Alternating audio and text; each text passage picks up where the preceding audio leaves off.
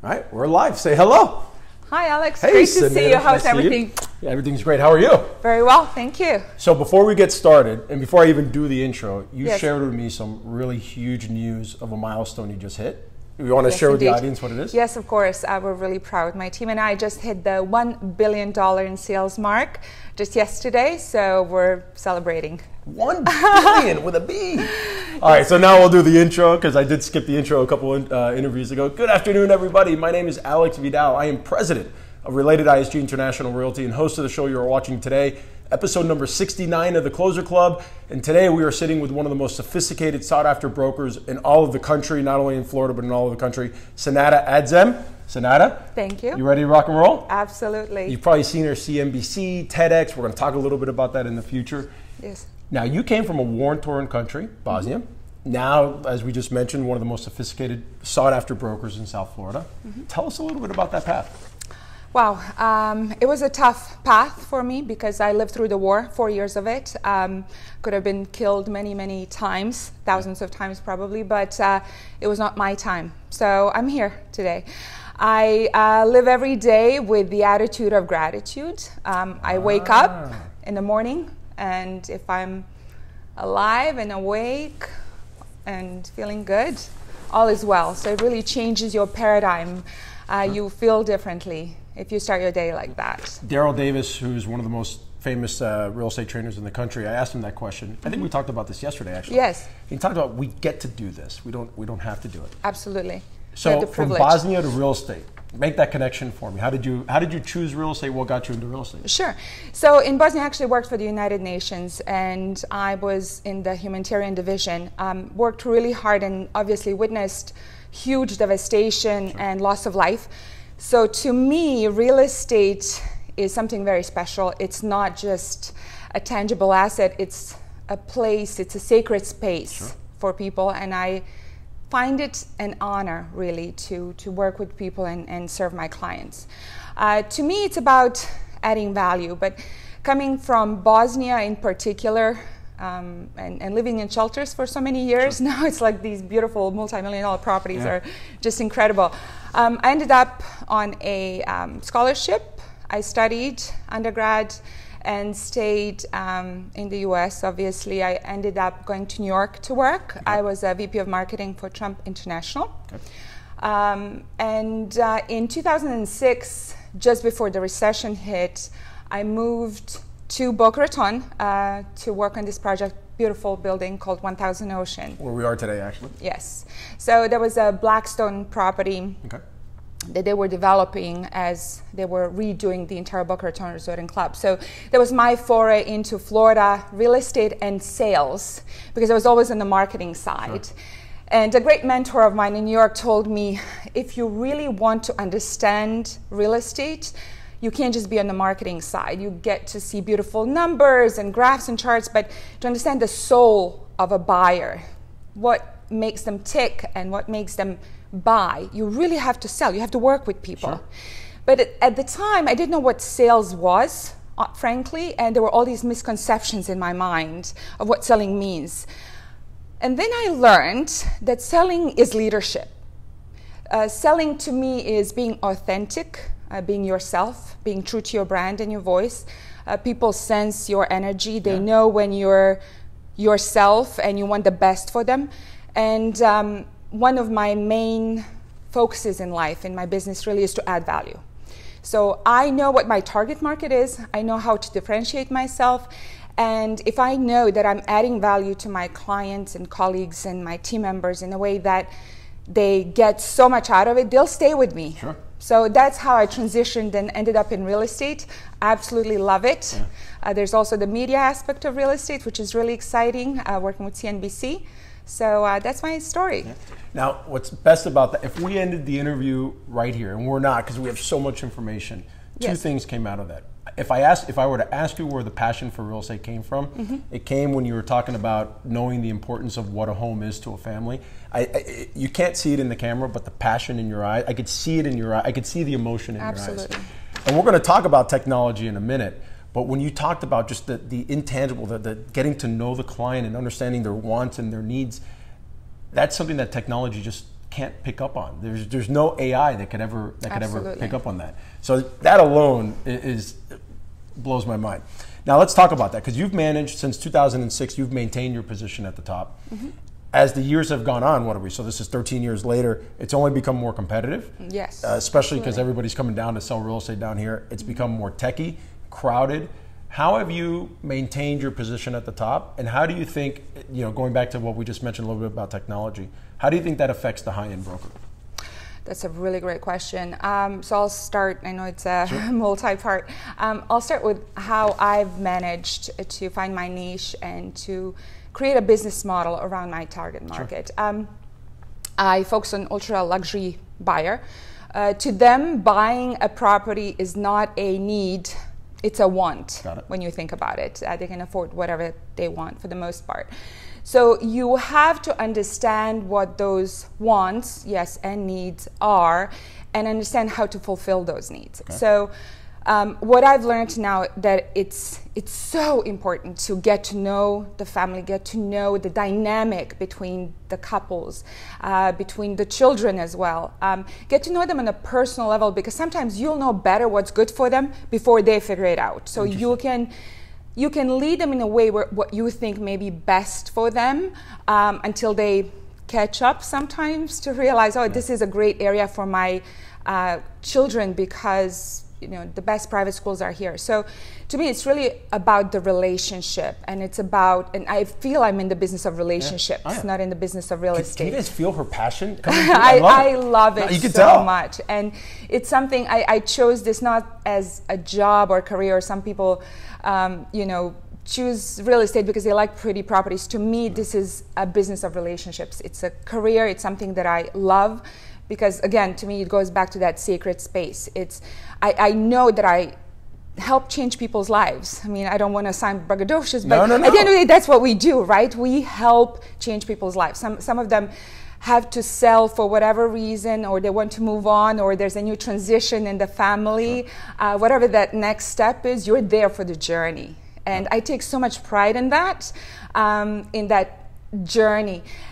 And don't get me wrong, there's ups and downs sometimes. There's the bad as well as the good.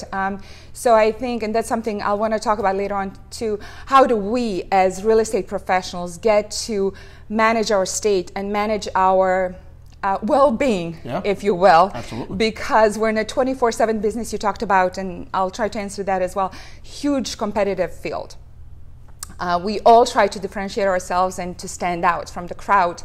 But I think what's really important is, number one, knowing your market, knowing your niche, knowing your X factor. What is it that you add in terms of value? What do you do that's so different that someone else cannot? The X factor to me is really, really important, and knowing it and honing in on it and basing your brand on that. Okay, so I have to ask you, because I told you what do you think your X factor is?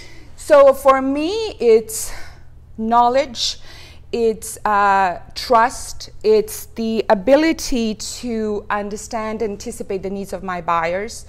And I'm European, so I also deal with a lot of European clients who are extraordinarily private. So I take that very seriously. I know how you get to know families on a different level, so they can trust me with whatever I get to understand and see what's happening in their family and the transition they're going through. It's so funny. If I would have played a recording of we did this 8-week coaching program called No Excuses Coaching, and we were talking about what our industry is going to look like in the next 5 or 10 years. Yes. And how it's going to eliminate a lot of agents. I think that the crappy agents, which hopefully, because we have too many in the market, and the creme de la creme is going to raise to the top. And a lot of that was, what do you do to separate yourself from that technology? And it's the relationships and it's the market knowledge. Because the market knowledge is out there, but if you can have that connection and know your client and convey it in a way that a computer can't, you will remain ahead of the technology. Absolutely, and you also have to interlay the macroeconomics on top. So you have to understand what's going on with the stock market, what's going on with the economy,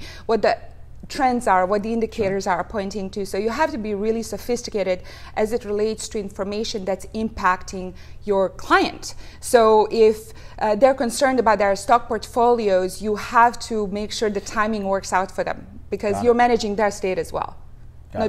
There you go. Not just real estate. You got to look at the complete picture. Now, did you go straight into luxury? What was it like when you came down to Florida, you got your license? What was it like? And then maybe you went straight into luxury, but then what did you do to break into the high end?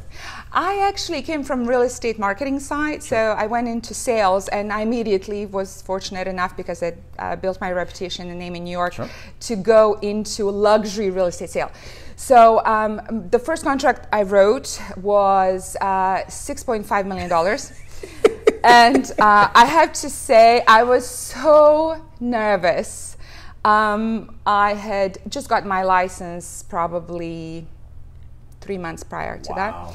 And I remember writing the contract and writing the zeros and counting the zeros 15 times to make sure like I didn't make a mistake, and then doing the math 15 times as well.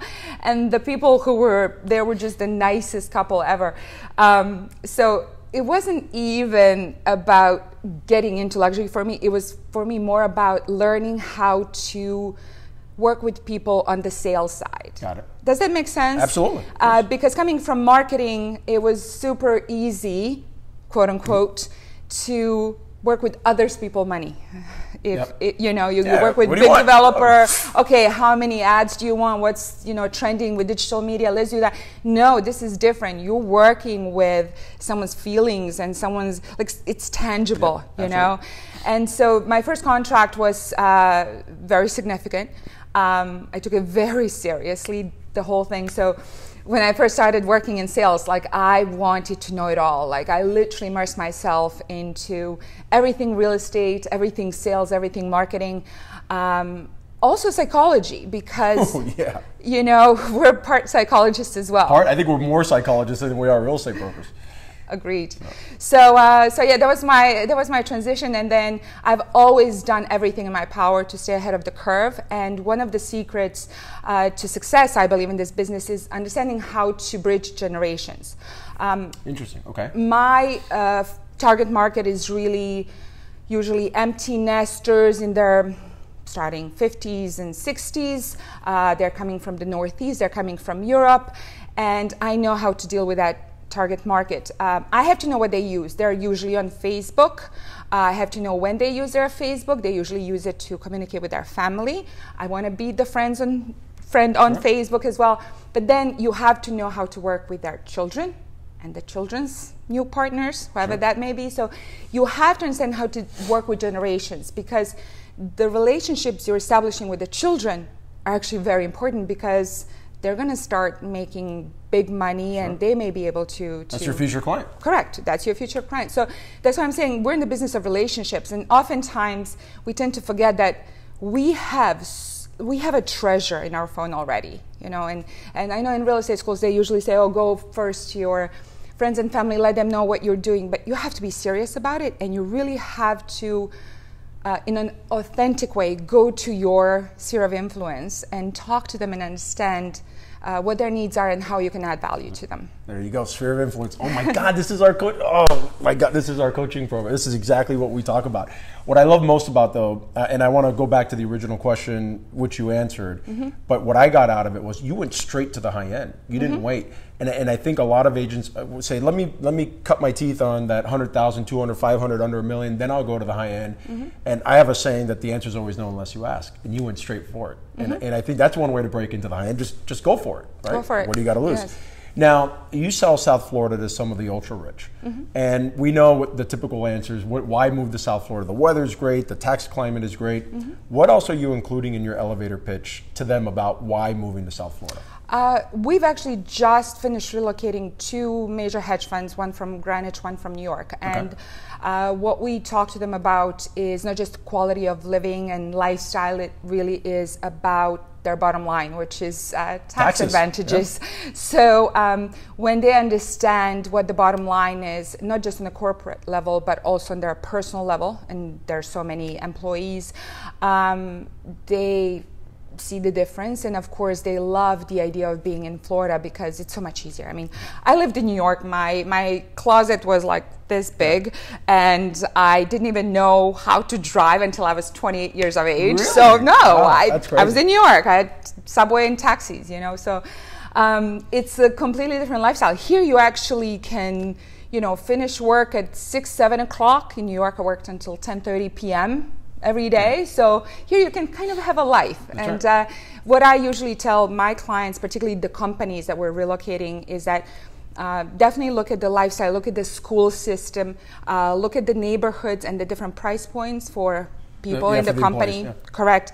But very importantly, look at your taxes, look at your bottom line. Taxes, money matters at the end of the day. Absolutely. Now, one of the things I love about you is that you're a woman power player, not only in South Florida real estate, but you were in New York as well, especially within the Trump. I got to be careful. It's not Trump organization. It's Trump International. Trump International. Which is different, yes. Yeah, I know, because Jules Trump is different. What is some advice that you can give? We have a lot of women viewers that you can give them on becoming a woman power player. Wow, that's a great question. And I get that question a lot, honestly. Okay. I think one of the key differentiators is that you have to embrace who you are as a woman, meaning you don't have to try so hard to be masculine in the approach. In New York, I tried so hard to fit in, the pinstripe suits, the very serious look, because I thought that's the only way I would be taken seriously, and that's how I was. But now I'm learning, this is my style. It's a little more softer. Sure. It's a little more team-oriented. And I think a lot of women kind of try too hard to be a man in business, if that makes sense. Absolutely. And or some women go completely the opposite way and wear provocative clothing. And I always tell my team, I also coach my team members, and I say how you present yourself, particularly as a woman, is extraordinarily important, because number one, people have to take you seriously. If you're just going out there to find a boyfriend or a husband or whatever, that's one thing. Go do something else. But if you want to be taken seriously, you have to dress the part, meaning conservatively. You can still have your style and be fabulous and glamorous, but I'm really big on that, number one. Number two, embracing that style, but showing that there's so much substance behind you. I think as women, we have to work much harder than men. Okay. I don't know if you agree, but I can tell you. I'm around a lot of powerful women, thankfully. So, they work, I think we all work just as hard, but I do think in our industry, particularly at the executive level, it is difficult for the woman to advance against the man. Unfortunately, it shouldn't be like that. It's how it is. Women are a lot smarter than guys. So. Well, thank you. So I think the point is really to ensure that, number one, you know what value you're adding, but at the same time, you have to find your voice and your style in how to deliver that. And also, I think you have to know how to walk that fine line, because as a woman, if you're too harsh, they call you, well, I'm not going to say it. If you're too soft, So it's really challenging finding that perfect path, because society has these preconceived notions of what we as businesswomen have to adhere to. We have to look a certain way, we have to act a certain way, so it's really tough. But there is a way, and that way to me is being authentic, being yourself, showing why you're so much better. And yes, I don't mind that I have to work harder than most people, likely most men. I take a lot of pride in that, but I'm always really big on that, particularly for a woman. Find your voice and make sure you're authentic in that voice. And you're a great role model to the women realtors that are out there. Now, talk to me about public speaking. Now, I'm going to pull out my question. I want to make sure I get this right. So it's funny because I tell people, I think as we talked off camera, I think every realtor should have a real estate show. Very few people are afraid to get in front of it, or very few people are not afraid to get in front of the camera. Even I get nervous before the episodes, but it's a big fear that a lot of people have. As an experienced public speaker, you've been on TV shows, CNBC, Bloomberg, TEDx. What got you so comfortable in front of the camera, and what are some tips that you can give the viewers on getting comfortable? I think the key is to forget that there is a camera, to be honest. I think it's important to be yourself and to be very prepared to know what you want to communicate to the audience. when we do a lot of the secret lives of the super rich shows on CNBC, which are really fun. I mean, it's who's the host? Because he seems like I forgot his name. But Robert Frank. He seems like a great guy. Phenomenal host. He's a great guy, and it's also important to have that chemistry with whoever the host is. But I think when you're dealing with fun, cool shows like Secret Lives, where you're showing off a gorgeous property and you have to come up with some great lines. There is some preparation there. It's not just about showing off the property. You have to come up with something significant that's going to make the viewers want to watch it, right? So that's different from more educational-based videos, in my opinion, at least, because in those shows you want to add value in a different way. So how do you remain relevant, interesting, educational, informative? Like, there's so many more things you want to communicate. And authentic too, right? Authentic. I always go back to being authentic. And TEDx for me was the most difficult, honestly, because it was very raw for me to share my war experiences in front of such a large audience. How many people was it? Oh my God, there were thousands and thousands of people. I was petrified. There were, I guess, cameras because they filmed it, but there wasn't a camera. It was just a sea of thousands of people in front of you. And I was so petrified just getting on that stage, not because there were people. I felt honored that they were there. They want to hear my story, and I felt honored to have the ability to share my story. But I think what was nerve-wracking for me is that was the first time that in public I got to share some really painful and some funny experiences during the war. And I had this little girl who was, I don't know, I think she was 8 years of age, who came to me after the show ended. And she ran to me, gave me a big hug, and said, "Oh my God," she said, "can you please tell me," excuse me, she's like, "can you tell me how much is 8 kilometers? And I was like, okay, I was calculating in my mind, it's probably 5 miles or so. And so in that story, in my TEDx talk, I talk about, we didn't have water for 4 years, so I had to walk as a 13-year-old child, or young person, had to walk 8 to 13 kilometers every day and carry water to my family because we had no water. So I had to walk and carry water, and I shared that in a way that was so impactful to her that she was crying, came to me, "How far is that? I can't even imagine." She said, "I'm so lucky, I just get to turn the faucet on, I have water." I'm like, yeah. And that was really what my contribution was. Get to appreciate whatever you have. We get so caught up with, keeping up with the Joneses in whatever way, or we get so caught up with trying to live. Correct. Or what our success level is. At the end of the day, what matters is your health, your family, being of contribution to your community, to people you care about, in ways that you feel fulfills you, not only will contribute. So it's very interesting to bring that up. There was and I see the emotion in your eyes now. I love that. That's happened a few times on the show, and it's pretty cool. So there was a TED Talk about a Harvard study, and it studied 800 men. And it goes back 80 years. And they took 400 men from the ghettos of New York and Boston, in that area, the Northeast, and 400 men that were in the rich parts of New York and the Northeast. And they asked them when they were teenagers, what do you think you need in order to live a happy, long life? All of them said they needed to be rich. Most of them said they needed to be famous. So throughout the years, they would go back and they would study these men and do psychological evaluations. When the technology came out, they actually started analyzing their brains. When they got married, they started interviewing the wives. When they had kids, they started interviewing the kids. Most of the men have now passed away.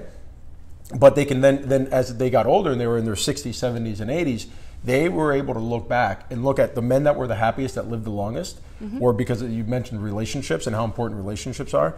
It was the depth of their relationship with their significant other, their parents, their kids, their family overall. And that's what led to the long, happy life. Nothing to do with money or fame.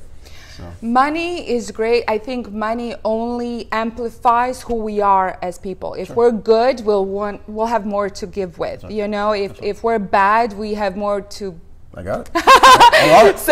So this is great. This has been one of my favorites so far. Lightning round, one word or very short answers. You ready? Okay. This is a staple of the Closer Club. Okay. Best ROI for leads. Digital marketing. Digital marketing. Favorite social media platform? Facebook, Instagram, or YouTube? Instagram for sure. Instagram. One daily practice every agent should be doing to change their business for the better. Ooh, I have too many, so let me narrow it down. Throw them. Go for it. Meditation. Okay, fair. Okay, what are the other ones? Yes. Do you know what's crazy? If you're in a deal and you're on the list side or you're on the buy side, there's an agent on the other side, and you need that agent to get your deal done. Absolutely. Why would you want to be adversaries? Well, you guys are on the same. I try to drill this home to every single agent. Why are you fighting? We're on the same team. We're all looking to get this person to sell their home, get this person to buy the home they want. We're facilitating it. Let's make it go. Why are we fighting with each other? Some people think that real estate agents are frenemies. They're really not. We're all colleagues, and we're all there to help each other and help each other sell other properties. So I'm a big believer in having amazing relationships with realtors. Yeah, absolutely. But if I can go back to my little meditation moment of Zen. It is so important because we get so frazzled with everything that we have to take that time to nurture ourselves and our well-being and really keep centered and focused, because if you are thinking about a million things, I feel like you can't be present for the client or whomever you're trying to work with. This show actually taught me how to be present. Because in the beginning I used to think, oh my God, did the camera turn off? Did I put do not disturb on? Did I make sure the video went public? Yes. And now I'm just like, I'm here. Yes. So it's great. Something. Now we know a lot about you, but what's something we'd be surprised to know about you? I'm a huge MMA fan. Really? Oh my God. I used to train mixed martial arts for many years. Actually, that's how I met my husband. Okay. I used to manage fighters. But MMA is like a big part of my mixed martial arts. Yeah. Everyone knows, of course. I love it. That's awesome. I'm a big UFC fan. Awesome. So do you watch Joe Rogan's podcast? Yes. He's hilarious. He is hilarious. All right, last question. Book, podcast, or TED Talk recommendation, aside from your TED Talk? Oh my God. I'm going to recommend a book. It's called The Untethered Soul. Okay. It's by Untethered. Untethered Soul. Honestly, I don't remember. It's Michael Singer. Michael Singer is the author, but it's an incredible book. It's a journey about finding out who you are. And I'm a big believer in self-development in the way of getting to know yourself and getting to really focus in on what's important to you in your life. There we go. We're done. Senada, thank you so much. Thank you so much. Really a pleasure. Amazing. I'm going to go around and turn off the camera. Any parting words for the audience before we wrap up? I don't know. Just want to say that life is precious. Make sure to utilize every single moment. It's not a rehearsal. That's all I'm going to say. There you go.